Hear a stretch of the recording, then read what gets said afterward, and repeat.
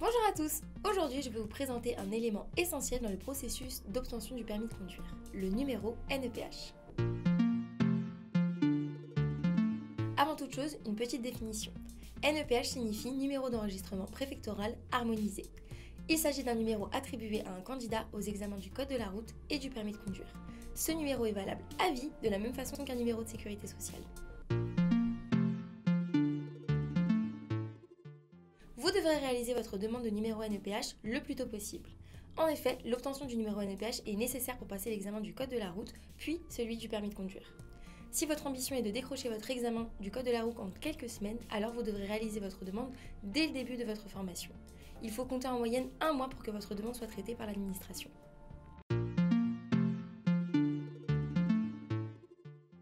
Pour réaliser votre demande de numéro NEPH, vous aurez besoin d'une pièce d'identité, d'un justificatif de domicile, une pièce d'identité ou bien une photo-signature numérique, de votre ASSR2 si vous avez moins de 21 ans, de votre attestation de participation à la journée d'appel ou à la journée de la défense et citoyenneté si vous avez moins de 25 ans, et d'un avis médical si votre situation l'exige.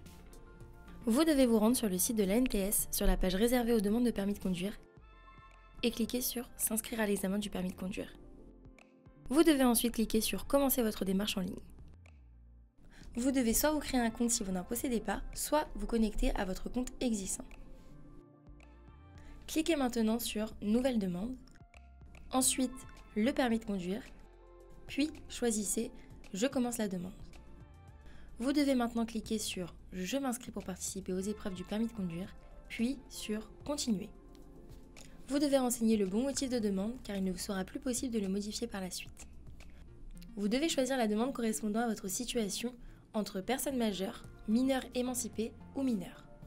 Vous devez également sélectionner la raison de votre demande, à savoir une inscription pour passer les épreuves du permis de conduire. Vous devez sélectionner la catégorie permis B afin de vous présenter aux épreuves du permis voiture. Vous devez ensuite répondre non à la demande de visite médicale, sauf si celle-ci est recommandée par votre médecin. Vous devez indiquer si vous avez réalisé ou non une mission d'intérêt général pour le service national universel. Vous devez également répondre non à la formation FIMO.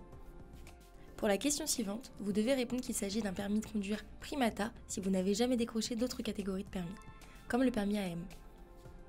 Vous pouvez maintenant remplir la partie liée à votre déclaration en indiquant le type de formation que vous désirez suivre, comprendre et lire couramment le français, ne pas avoir besoin de conduire un véhicule aménagé pour les personnes en situation de handicap, ne pas être en instance d'examen dans votre département ou dans un autre département, et ne pas être en instance d'examen pour la même catégorie de permis de conduire ou pour une autre catégorie. Enfin, vous pouvez répondre aux 3 questions suivantes en fonction de votre situation avant de cliquer sur « Étape suivante ». Vous devez alors valider le motif de votre demande en cliquant sur « Valider ». Il vous est ensuite demandé de remplir les informations liées à votre état civil comme nom, prénom ou encore date et lieu de naissance. Vous pouvez alors passer à l'étape suivante.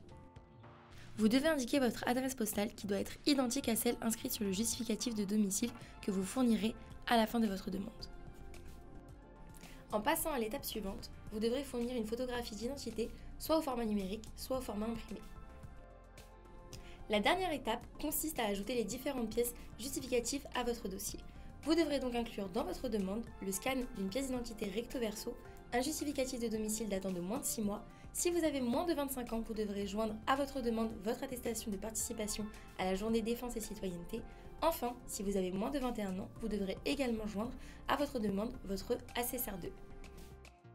Il ne vous reste plus qu'à cliquer sur « Passer à l'étape suivante » et vérifier que les informations renseignées sont correctes. Si c'est bien le cas, vous pourrez attester de l'exactitude des informations fournies avant de valider votre demande. Si vous devez envoyer vos photos et votre signature par courrier, téléchargez le formulaire présent à la fin de votre demande. Vous n'aurez plus qu'à le remplir, à l'envoyer à l'adresse indiquée et puis attendre environ 1 mois avant de recevoir votre numéro NEPH. Si vous avez déjà été inscrit dans une auto-école ou si vous êtes en annulation de permis, vous avez déjà votre numéro NEPH. Si vous avez oublié ou perdu ce numéro, vous devez contacter votre DDT afin qu'il soit réactivé. Voilà, maintenant vous savez tout sur comment faire votre demande de numéro NEPH.